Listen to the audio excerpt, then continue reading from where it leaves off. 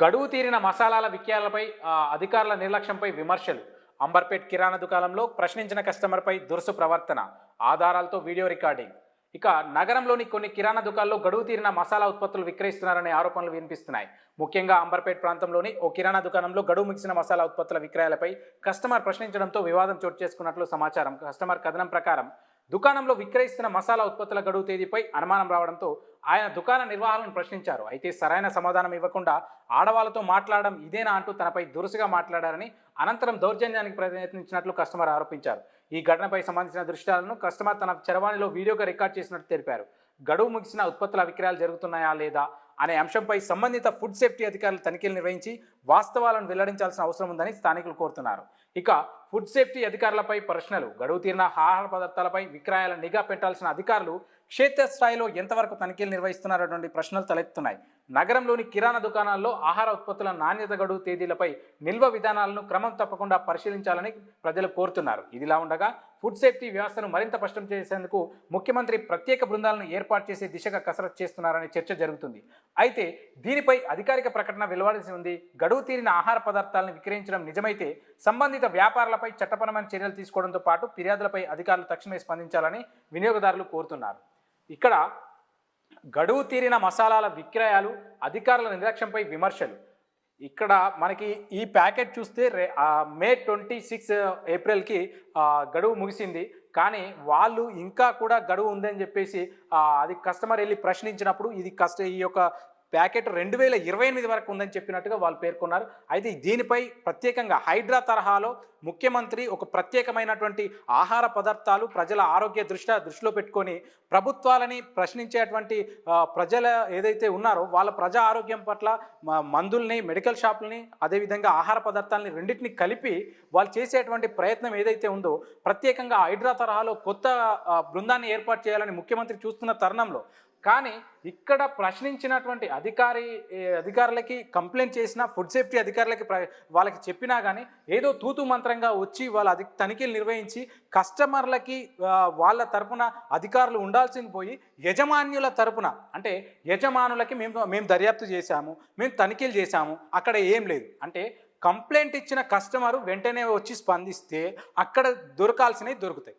అంతేగాని వాళ్ళు కంప్లైంట్ ఇచ్చిన తర్వాత వారం రోజుల తర్వాత వస్తే అక్కడ వాళ్ళు వెళ్ళి చూసే వరకు కస్టమర్ ఏదైతే కంప్లైంట్ ఇస్తాడో ఇచ్చినప్పుడు చూస్తే అక్కడ కావాల్సినటువంటి ఆధారాలు దొరుకుతాయి.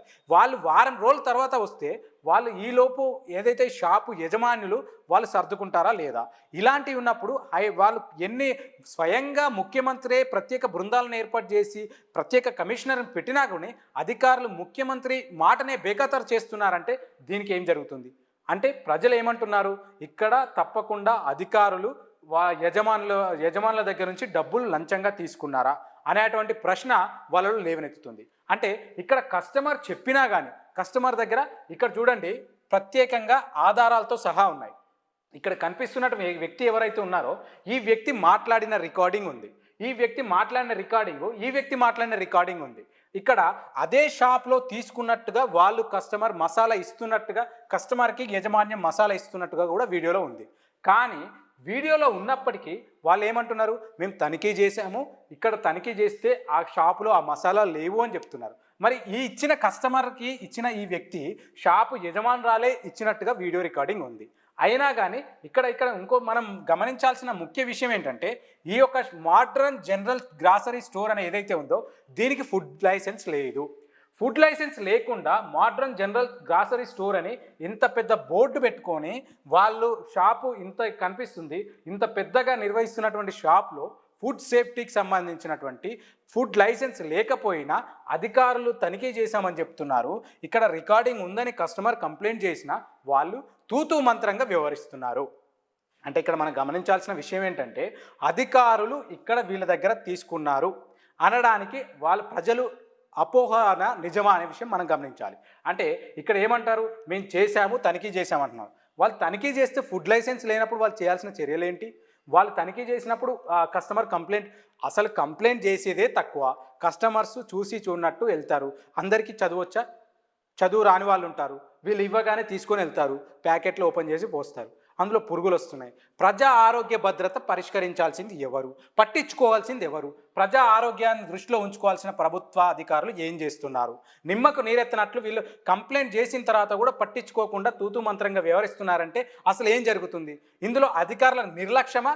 ముఖ్యమంత్రి స్వయంగా చెప్తున్నారు కదండి, ప్రత్యేక బృందాలను ఏర్పాటు చేస్తున్నామని. అంటే ముఖ్యమంత్రి చెప్పిన మాటలను కూడా మీరు బేఖతరు చేస్తున్నారా? ఇక్కడ ఫుడ్ సేఫ్టీ అధికారులు మేము ప్రశ్నిస్తున్నాం అని చెప్పేసి ప్రజలు అంటున్నారు. వీళ్ళు ఇది ఒక మసాలా ప్యాకెట్ మన దృష్టికి వచ్చింది, వాళ్ళు మా దగ్గర అంటే ప్రతిదీ వాళ్ళకి ఆధారాలు కావాలంట. అంటే చదువు అందరికి వస్తుందా? అందరూ ప్రాపర్గా రికార్డ్ చేస్తారా? అందరు ఫోటో తీస్తారా? అరే, కంప్లైంట్ చేసిన వాడు రికార్డింగ్తో సహా ఉంటేనే మీరు పట్టించుకోవట్లేదు. రికార్డింగ్తో ఉంది అని చెప్పేసి అధికారులకు పెడితే మీరు పట్టించుకోవట్లేదు, స్పందించట్లేదు. అట్లాంటిది వాళ్ళు చదువు రానటువంటి వాళ్ళు ఉంటారు, వీడియో తీయరానటువంటి వాళ్ళు, ఫోటోలు తీయరానటువంటి ఉంటారు, ఆ ఎక్స్పైరీ డేట్ చూడరానటువంటి వాళ్ళు ఉంటారు. వారందరి పరిస్థితి ఏంటి? కాబట్టి దీనికి తప్పకుండా ఫుడ్ సేఫ్టీ అధికారులు దీనికి సమాధానం చెప్పాలి. చెప్పని పరిస్థితుల్లో దీనిపై సీఎం మాటల్ని కూడా సీఎం ప్రవేశపెట్టినటువంటి ఏదైతే ప్రత్యేక బృందాలని కూడా వాళ్ళు పట్టించుకోవట్లేదు, సీఎం మాటల్ని కూడా బేఖతరు చేస్తున్నారంటే మరి ఇది సీఎం వారి దృష్టి వరకు తీసుకెళ్లాల్సిన బాధ్యత ఎవరిది ఉందంటూ తప్పకుండా అధికారులతో వాళ్ళు చేసినటువంటి నిర్లక్ష్యం అనేది ఏదైతే ఉందో, వాళ్ళు ప్రజలు కస్టమర్స్ వచ్చి మీడియా ముందు వాళ్ళు మాట్లాడి వాళ్ళ రికార్డులు కూడా పంపించినట్టు ఉన్నాయి. వాటన్నిటిని మనం పరిశీలించి అవి సీఎం దృష్టి వరకు చేరేలాగా ప్రయత్నం చేద్దాం. ఇప్పటికైనా ఫుడ్ సేఫ్టీ అధికారులు పట్టించుకోకపోతే ఇది జరుగుతుంది. అదేవిధంగా మొన్న జరిగిన సంఘటన చూసుకుంటే రామంతపూర్లో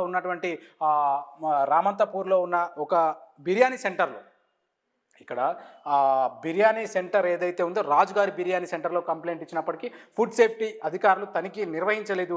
ఇవన్నీ కూడా ఇట్లా కంప్లైంట్ సమ్మాన్ హోటల్కి సంబంధించి కూడా ఏదైతే వాళ్ళు తినేటువంటి ఆహార పదార్థంలో దారాలు వచ్చినాయి అని చెప్పేసి కంప్లైంట్ చేసినా కానీ పట్టించుకోవట్లేదని చెప్పేసి అంటున్నారు. అసలు ఫుడ్ సేఫ్టీ అధికారులు ఉన్నారా, నిమ్మకు నీరెత్తినట్లు వ్యవహరిస్తున్నారు అన్నటువంటి ఏవైతే ఈ యొక్క ప్రజల్లో ఈ యొక్క ఆందోళన రేకెత్తుంది. ఉన్నా కానీ కంప్లైంట్ చేసినా కానీ పట్టించుకోవట్లేనటువంటి అంశాన్ని మనం గమనించవచ్చు. ఈ ఒక్కటి మనకి వచ్చిందనేది కాకుండా జరిగేటువంటి సంఘటనలు ఎన్నో ఉన్నాయి. దీనిపై సిపి సజ్జనార్ గారు కూడా ప్రత్యేక దృష్టి పెట్టారు అని చెప్పేసి చెప్తున్నారు. కానీ ఇప్పటికీ ఫుడ్ సేఫ్టీ అధికారులు అయితే నిమ్మకు నీరెత్తనట్లుగా ఏకంగా సీఎం మాటనే బేఖతరు చేస్తున్నారనడానికి ఇది నిదర్శనంగా మనం చెప్పుకోవచ్చు. ఇక